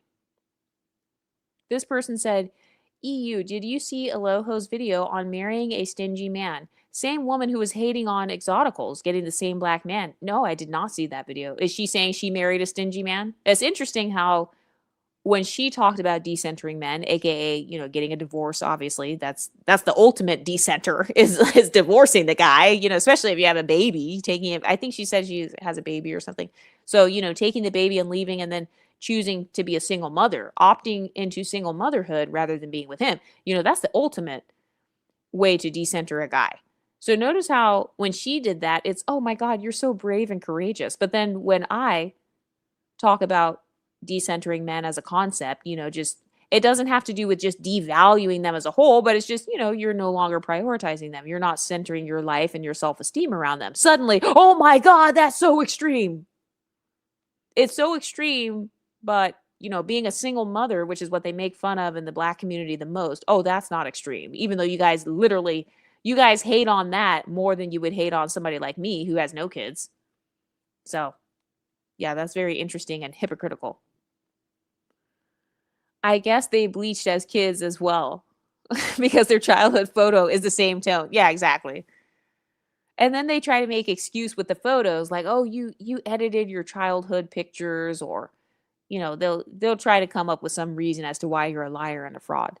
I get accused of bleaching because my hands are naturally paler than my face, but it's not even by that much, LOL. Yeah, and isn't that weird? Like, why are you memorizing why are you memorizing like people's hand color, and then, you're memorizing the color of their fingers versus the color of their ankles and their neck color. Like, that's really weird to me. Steph Curry is biracial, sir. Absolutely loved your breakdown of the Sinners movie. I just watched it yesterday. Okay. Yeah, I enjoyed that movie. I saw it 4 times. I saw it 4 times in the theater with my friends because I was just like, it's a good movie. So if anybody asked me to go, I'm going to say yes. So I ended up seeing it 4 times in the theater. So that's why I feel like I had a pretty good analysis on it. And also, I'm not a huge movie and TV show person, so I don't always keep up with everything. But that was one thing where I was like, okay, I've seen this 4 times. Like, let me talk about it. Google it. It says Steph Curry is of mixed heritage from his mother's side, but they identify as black. So Steph Curry is really MGM then, but they identify as black. I had a hunch he was. Yeah, I'm not sure how he identified. Strike 3, sir. Yeah, that guy got banned. Yes, indeed, about Steph Curry. I identify as MGM myself. Yeah, MGM, I had never heard that term until I came on to YouTube. So I did not make up that term. But yeah, like I said, I don't identity police, so I don't care if people want to use that term. I think, it's a good way to describe people who are mixed throughout the generations. So for example, maybe you have 2 biracial parents, and then you're saying, "Oh, I'm multi-generationally mixed." And then maybe you have 4 biracial grandparents or whatever. So that's fine. Being MGM but not Creole, Brazilian or similar is a battle. Yeah, kind of like these Afro-Latinas who have different mixtures. Kind of like Cardi B is a good example. This goes back decades. Don't nobody remember why? What goes back decades? Are you talking about MLS men or something else? Most people of African descent have 25% traceable Eurasian DNA. Vivid 9395. That is false. I know the exact article you're talking about. That sample size was only done on 2,000 people. Every African American in the United States has not taken the DNA test. Okay, so what they were saying in that article was out of the 2,000 people that we sampled, 75% of them had 25% or more DNA, which actually makes sense because think about it. Usually people who are multi-generationally mixed, so they're mixed, but they don't know what they're mixed with. Usually those are the ones who are more curious about taking a DNA test. I've never in my life seen a dark-skinned, black, jet black, African-looking black American say, "Oh, let me take the DNA test so I can figure out what I am." No. So majority of people taking the DNA test are people who have questions about their ancestry because they've probably been thrown in and out of certain racial groups. So taking that one article and then trying to make it mean something for the entire African American community, that's very ignorant. Okay, that's very ignorant. That's not what the article said. And in fact, maybe I can share that article on the community page or something after this. But yeah, so when they do stuff like that, they do it with a sample size. So, when you go to college and stuff, you do study this kind of stuff in college. When they're trying to create a statistic, even statistics, they're not always nothing is based on everybody. Because think about it, every single black person in the United States, you think they're all taking a DNA test, like in the south side of Detroit, DNA tests cost money. And plus, when you take the DNA test, that is the government technically that can have access to your information. And they've actually caught criminals and stuff off of the DNA test because they'll be like, "Oh, you're their cousin or you're their so-and-so relative. So now we're going to go search your house as well." So saying that article is representative of the entire African American community, that's a gross generalization. But, I'm sure you didn't mean it that way. You're probably just parroting what you've heard on the internet. Most people of Eurasian descent in the US have a 5% traceable African DNA. Okay, so you sound like one of those people that's trying to say we're all mixed. So if we were truly all mixed to the same capacity, colorism, texturism, or featureism would not exist. Okay, so it's like, which one is it? Pick a struggle. Are we all the exact same or are we all not? We all know that race is a social construct, right? So even if you are 5% this or 10% that, how are you treated within the confines of the social construct? This is a sociology channel. This is not a genealogy channel. So you won't be able to dismantle my talking points by using genealogy arguments. So, again, that's why I say if you are mixed or you look mixed, I don't care if your DNA says 90%. if you're light skinned with light eyes and blonde hair, you're not going to get treated like somebody who's dark skinned with broad features in 4C. So my talking points still stand. I got my first glutathione shot as a light skinned Latina. I'm really excited. This whole time, I thought it was bad for you because of all the bad press that showed the lengths people do to be lighter. Yeah, in terms of bleaching, I'm pretty sure that they're using hydroquinone, which is so hydroquinone is legal in the US, but it's only legal up to I think 2 or 4%, and you have to get it from a dermatologist. But what they're doing in some African countries and stuff is they're creating products that have way higher amounts of it or whatever, and I guess it's so strong that it can actually thin a person's skin out and like burn through them and stuff. So that's probably what you saw about that. Because I did a series on here where I personally interviewed a couple of people who did bleaching. Like I interviewed them and asked them questions like did your skin get burned up or what happened? Yeah. This person says race is a myth. So regardless of whether or not race is a myth, I don't actually care. What I care about is how are you treated in society? Do you get pedestalized because of your phenotype or do you get denigrated because of your phenotype? It like this whole this talking point of race doesn't matter and your mixture doesn't matter. That's something that people say when they want to silence me. That's something that people say when they don't like that I'm talking about this. They just don't like that all of us are coming together and like having our own conversation. So then they try to butt in and say, oh, well, none of this matters. Well, skin tone doesn't matter. Being mixed doesn't matter. Race doesn't matter. Color doesn't matter. Nothing matters. I'm mixed and you're mixed and we're all mixed and we're all the exact same. And this is it's a myth and a social construct. Okay, but slavery was not. So all this stuff about myths, okay, well, slavery was based on a myth then. So let that sink in. This is a practical channel. We're not just talking about theory. So even if your theory is true, even if it is all a myth and social construct, which I actually do agree with, yes, but guess what? This is a sociology channel. So we're going to continue to talk about it, whether people think it's a myth or not. What is MGM? Multi-generationally mixed. Hi, EU. Hey, Pretty Girl Club. I find it interesting that unambiguous women never call black men colorist if he ends up with a dark-skinned woman who is lighter than him despite being dark-skinned, but classify black men as colorist if he ends up with an MLS woman. Yeah, and you know what? I have seen them do both, though. Like on channels like Chrissy's, for example, I have heard some of them say love is based on colorism. So even if she's dark-skinned, she can't be as dark as him. But then I just throw the argument back. I'm like, okay, so then you're the same way then because your boyfriend can't be as dark as you. You want to be the darkest one. You want anyone that's lighter than you as well. So you guys are two sides of the same coin. Black women and men. Funny you say that. I clicked when I saw the woman in the thumbnail. Her complexion is dope. Not mixed or MGM, but here to support the pretty girls as a light-skinned girly. Yay! Shout out to the Pretty Girl Club. I wonder why, honestly. No, I was saying that people are quick to deny mixed race people's results. Oh, okay. But it's never denied when it comes to white people taking the test. It's just something I noticed with those tests. Yeah, so if you're policing it, you're pedestalizing it. They're secretly pedestalizing the mixed race people, and I feel like some people in the black community feel like they missed out. I know it sounds weird, but I do feel like some of them feel like they missed out. Like, oh, damn it, I could have almost been mixed.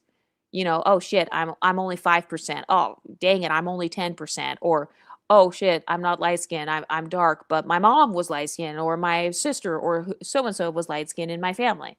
So I think that's a part of the policing as well. Is this feeling where some people they feel like they missed the boat. They just barely missed the boat.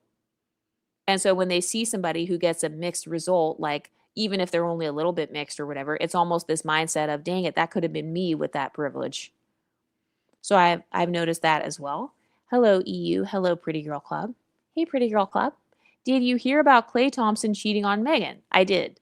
I want to say I'm shocked, but unambiguous women were casting spells on this man because he cheated on her. Not defending him, but the parasocial behavior. Yes, a lot of women live vicariously through women who look better than them, such as Meg the Stallion or Olandria, for example. You see them doing that. They're always living vicariously through a woman who's skinnier than them, always living vicariously through someone lighter than them. I don't know in what world they're considering Meg the Stallion to be the standard of dark chocolate ebony skin. That's just laughable to me. But yeah, I agree that they are very parasocial. Also, if their spells and shit actually worked, well, then why is colorism still here? Why are they still complaining about dating apps and shit? In fact, if they're so powerful with their witchcraft, why did Clay even end up with Megan in the first place? I mean, you guys already know my theory on this. I actually didn't believe that they were a real couple. I thought it was just, I mean, even Clay actually said, oh, that was just for social media. That's what I thought when I saw it. I thought it was just Megan and him just, how they pair up all the R&B artists with different basketball guys. They paired up Normani with the one guy. They got Coco Jones with this other football or basketball guy. Then you got like I don't know, just like even Glorilla is with this other basketball guy, then Ella Mai is with this other athlete or whatever. So I thought that it was just, you know how they try to do matchmaking stuff in Hollywood, or sometimes I do believe that they can have PR relationships as well. So I thought that it could have been that, some sort of like contracted type of relationship where you're just kind of collaborating on social media. And then you both are benefiting something from it. Like Megan gets to increase her male gaze audience with fans of Clay, or maybe she gets to just clean up her image somehow if that's what she wanted to do, and kind of expand her horizons. Because remember, people were complaining about Megan. People in her own audience, unambiguous women, were saying, "Oh, well, Megan only raps about her cootie cat, and we want something new." So then she, did something new. She got with Clay, and then she made that song, "My man, my man, my man, my man, my baby." um, so that could have been a potential publicity stunt there as well. Or at least that's what I thought when I was watching them or whatever, including that video where she had the Thanksgiving dinner and she's like, "Yeah, this is all the stuff we got." I didn't think Megan cooked that. Do you really think celebrities are standing there slaving over a hot stove? No, they're multimillionaires. So they have a chef or they've got catering from their favorite restaurants and stuff.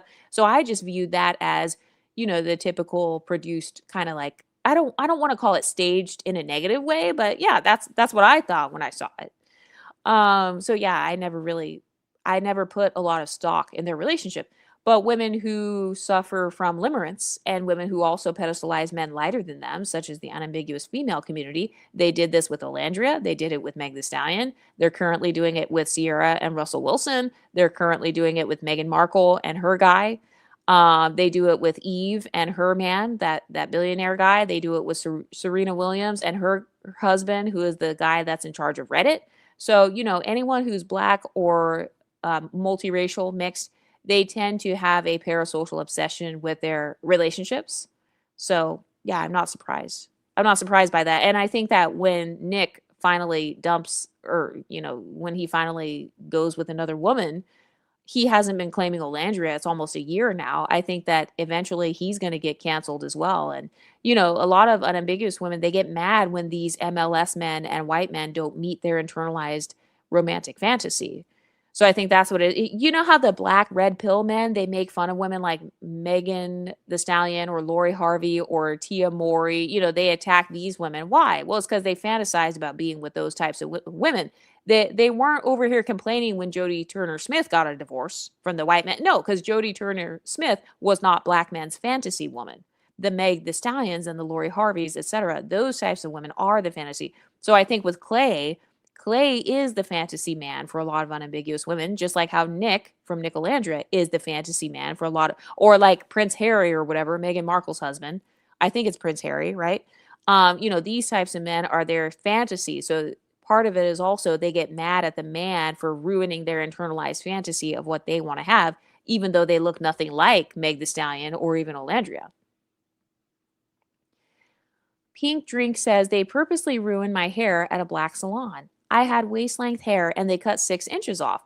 And the other hairdresser was telling her to stop cutting so much. Had hair breakage for weeks. Yeah, it's like, why would I go to a community where, their businesses have not proven themselves? They have not proven themselves as a collective. They even admit themselves that their collective image is fucked. Okay, so then why would I go to a place to help my image when your image is fucked? The image of your hair, your collective image of your hair is fucked. So why would I go to a place, from a community where they're known for their hair being messed up? So I think that's another thing too that we have to think about as consumers. And I think a lot of us have been pressured to financially uphold these Black, unambiguous, female owned businesses. And would they do the same in reverse? No, they would not. Because look what happened to Miss Tina's gumbo.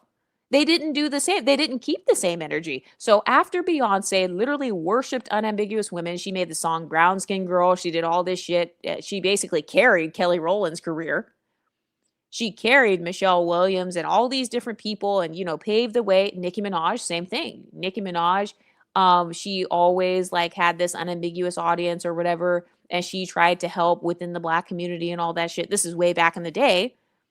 And then, they have a tendency to turn. Look at Chili from TLC. Same thing. They turned on her. So it's like, okay, if I understand that you guys as a collective will not support multiracial women, especially when they piss you off or whatever, you're not going to give us that financial support, then why would I go around and give that to you? And I'm not saying you can't support anything Black owned. I'm just saying, in my case, I deal with the Black community on a case by case basis. Like I said, I support Black excellence culture. That's the Black culture that I associate with. If I get any vibe that it's Blackistan, like the degenerate side of Black culture, then I won't associate with it. I use it to lighten dark marks. Okay, talking about what? Probably glutathione or whatever. I saw that old video of her or someone trying to come for you about your skin tone. You are gorgeous and we love you. Oh, thanks. I will never confirm or deny my identity on here. I still am an anonymous content creator, so you guys actually don't know who I am, but I do appreciate the support. And, I hope you guys support those women because there are so many innocent women who have probably been harmed or, I heard that they were trying to call some of these women's jobs because they think these women are me. So, yeah.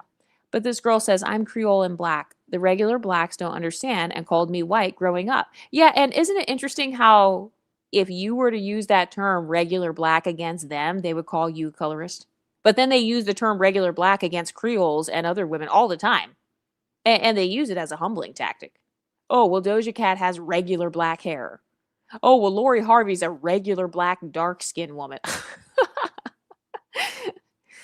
But then if you say the same thing back to them, like, oh, you're regular Black, they'll be like, oh, you're racist. My grandma could have passed for white, but she would tell you she's Black. Okay. Yeah. I mean, there are always going to be people who are mixed or they have mixed ancestry and they identify with Blackness because they're basically kind of identifying based on ethnicity as opposed to race. So they're not identifying based on like DNA results, for example. Kind of like Giselle from Real Housewives of Potomac and Robin from Real Housewives. Even though both of them, their DNA says what, 65, 70% white or whatever, both of those women are examples of women who identify with Blackness due to their ethnic and cultural upbringing. So, like I said, I don't really have a problem with that. I don't care what people call themselves. Black, Dominican, MGM, biracial, multiracial, triracial, Blasian. I don't really care about that. I think you have the right to give yourself whatever like nickname is the most authentic and, accurate for you. So, yeah. Makes sense that people will argue that someone ate mixed while looking mixed and having DNA results to prove it, right? It just reminds me of when somebody commented on my channel recently and said Lori Harvey's a dark-skinned Black woman. I just thought that was so funny. Or they try to say you're brown, they try to throw everyone into brown. They want to one drop everybody into brown skin because again, it's a silencing tactic. They just don't want to talk about who's light skinned. They don't want to talk about light skin privilege. So that's why they'll say, oh, well, nobody's light skinned. Kind of like that guy tried to do earlier on here where he's like, oh, well, everybody has trace amounts of XYZ DNA. Well, everybody's mixed. So, it's that same argument. If everybody's mixed, then nobody's mixed. So be quiet. And it's like, no, you're not going to silence us. We're going to talk about whatever we want. That's like those people who say, we're all mixed, we're something. And then they diminish you for being mixed. Exactly. They're just trying to silence, they don't like when you differentiate yourself. Because again, they secretly are pedestalizing you. That's why they're policing you. That's why they're saying, oh, no, you don't get to talk about your differences from me. We're all the same. We all suffer the same. We all have the same trauma. And we know that that's false. Not only is that historically false, but you guys say it in your own talking points. Both Black women, unambiguous dark skin, and Black unambiguous dark skin men as well. Both of you guys are saying it, but just in different ways. Do you believe in Afrocentric that Egyptians were black? No, I don't necessarily believe that. To be honest, I haven't really studied that. I mean, I've heard so much shit about Egyptians and like ancient aliens and shit. Like I mean, there are so many different theories when it comes to history.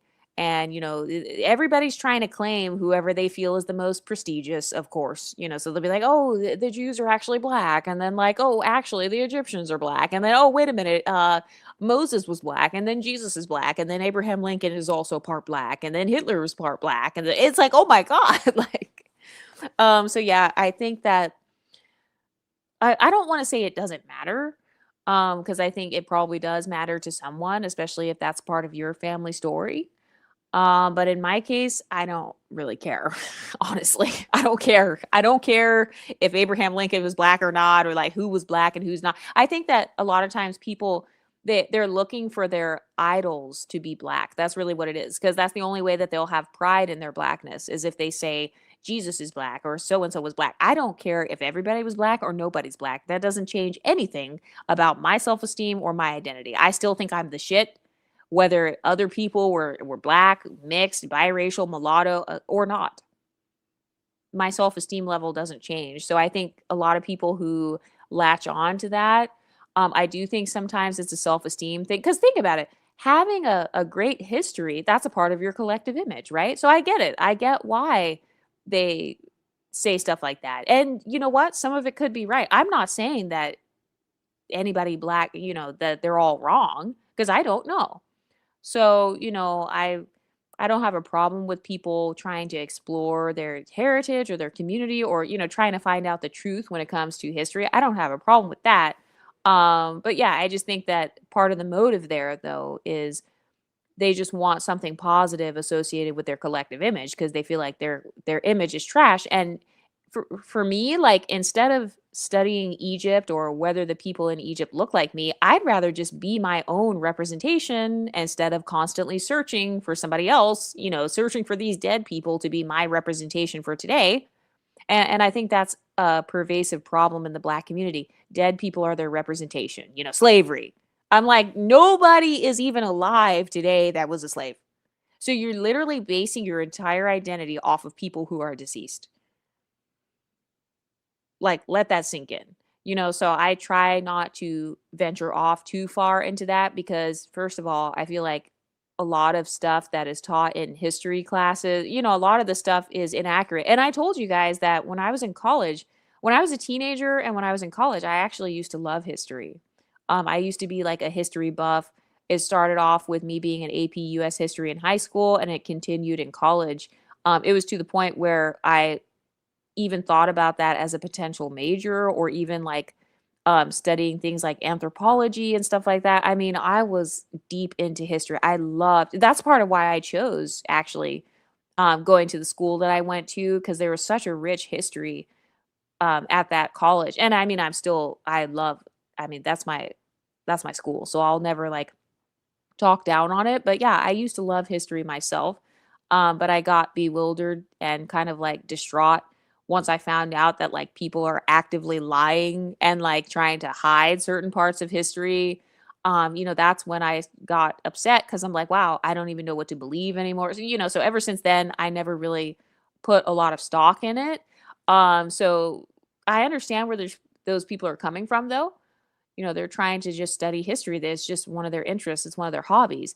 But my current way of studying history and culture is by traveling. So I'll just try to go there. I think if you really want to learn about Egypt, you can travel there. You can actually go there, go talk to the people that are from there, and, their parents and great grandparents and everybody, they were actually there.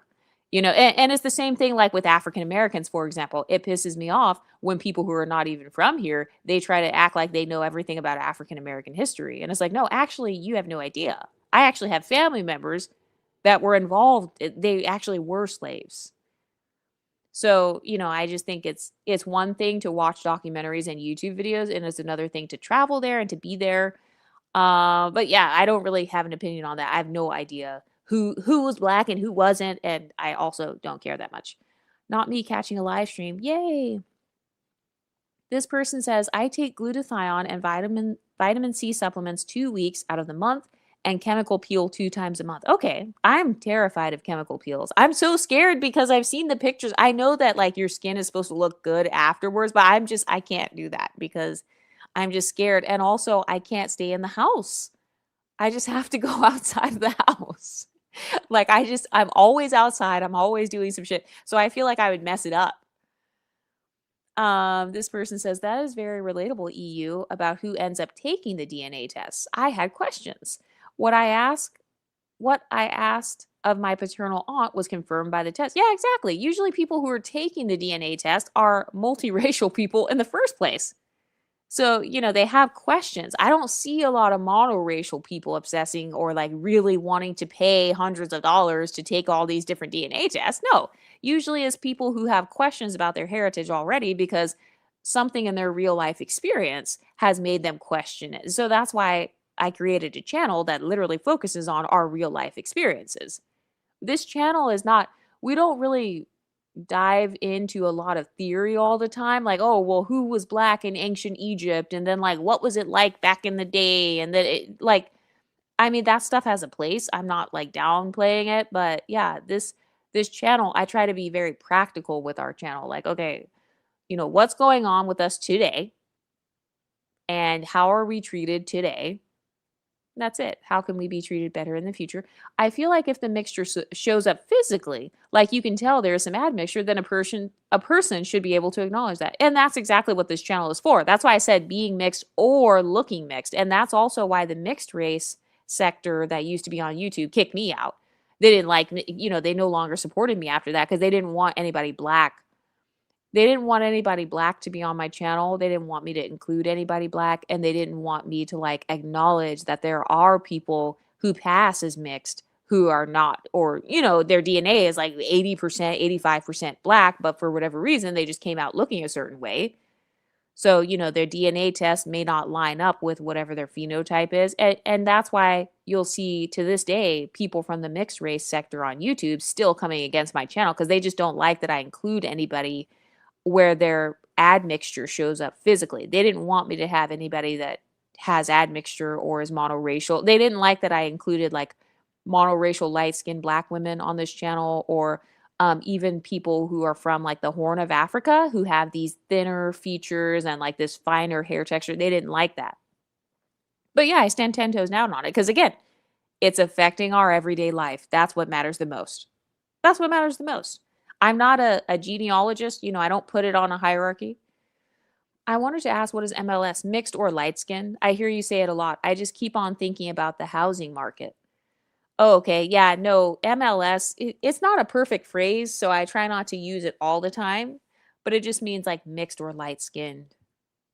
Yeah, I don't use it all the time because I don't feel like it really encompasses all of the exoticals. That's why I just try to use the word exotical more often, but sometimes I'll use it when it applies. That's just a term that I made up because I didn't want to keep on saying mixed or light skinned. So I just said MLS. Is exotical word only for black girls? No, it's for anybody that's included in the exotical space. So be sure to watch my What is an Exotical series. I think I might have that pinned, or it might be my channel trailer or something like that. I haven't looked into that stuff in a while. But yeah, that's one of the main things you should watch when you first come on this channel, and then it'll let you know whether or not you are a part of my core audience. And this is another thing too. Some women literally get mad at me because they're not a part of my core audience. Like, what? Why would you get mad at that?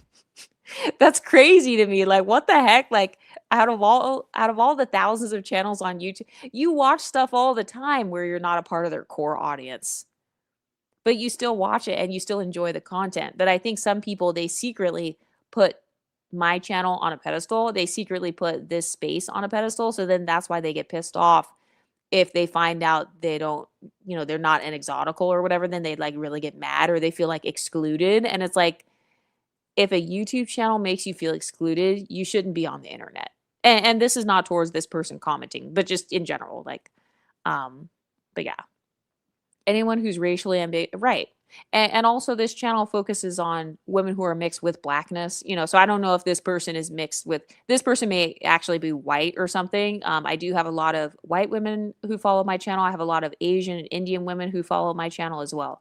So I think that could also be the case here, and that's okay. This or maybe anyone who isn't white. Right. This is centered around people who are mixed with blackness. So, for example, for this person who commented, if you're like Asian and white or whatever, you'll probably be able to relate to some of the stuff about being multiracial. But yeah, this is focused on women who are mixed with blackness. For instance, I'm Nutter Butter Porcelain Queen. Cute. I am butterscotch. I thought exotical is about features. Yes, it's about both. So it's either being mixed or looking mixed. So sometimes when people say you look mixed, sometimes they are talking about your facial features. So what they're really admitting is you're benefiting from featureism. So for example, having a thin nose, having light eyes, maybe you have freckles, maybe you have just a very narrow face and narrow bone structure or something. There's something about your face that is causing people to question your blackness. So yeah, that's what I'm talking about when I talk about featureism on here. Exactly. This person said could be a mix of features that aren't fully Afrocentric or Eurocentric. Yeah. So like I think freckles is a good example, or light eyes. If you're from the heart of Nigeria, you're not really going to see that. That's not really something, so it's going to make people question you. So even if you are, let's say on the DNA test you're 80% black or you're 85% black, but you came out with blue eyes and freckles. That's just how you were born. Okay, so now you're still relating to the content that I talk about on here. You're still a quote unquote exotical because you're being exotified in the black community, and you're also being exotified by non-black people as well. And you're getting a lot of those instances where they're like, "Oh, you're not like other blacks," or you don't look that black, or you're perfect because you're not too black. So, yeah, that's an example of being othered. That's really the core of what this channel is about. I remember a former unambiguous friend of mine telling a light skinned black man that I was just black, despite the fact that I looked like my very light skinned, multi generationally mixed grandfather. I didn't realize at the time she didn't want him to see me as mixed or light skinned. Yeah, it's because they're secretly pedestalizing you. If you police it, you're pedestalizing it. So that's why she's policing ambiguity. It's because she believes that ambiguity gives you a privilege that, unambiguous blackness doesn't give you. That's why they are obsessed with telling exoticals, oh, you're regular black. But then if I were to tell them, bitch, you're regular black, then they'd be like, oh my God, you're so racist or whatever. Right, right. I chimed in, but I am no expert. There's 4 different levels of chemical peels. Also, just use sunscreen. Use sunscreen. I went swimming last week. You'll be fine. I get the TCA, so it just focuses on dark marks from my hormonal acne and microneedling. Oh, yeah, so I am planning on getting microneedling maybe next month. I was going to get PRP, but then I heard that PRP, it works better, but not so much better to where it's like really worth paying. So I don't know. If I end up getting it, I'll let you guys know how the microneedling is. The soaps aren't bad. It helps me maintain my light skin. Or are you talking about, yeah, like citric acid, kojic acid, any form of acid soap? Yeah, they're going to accuse you of being a bleacher. I also get red light and blue light therapy during the session, and it's really helped combat my acne, and I just started getting this. Cool. Well, exoticals, it is getting late. So I'm going to head to bed now. My voice is getting raspy, but let me know what you guys think in the comment section, and I'll talk to you next time. Stay pretty, ladies.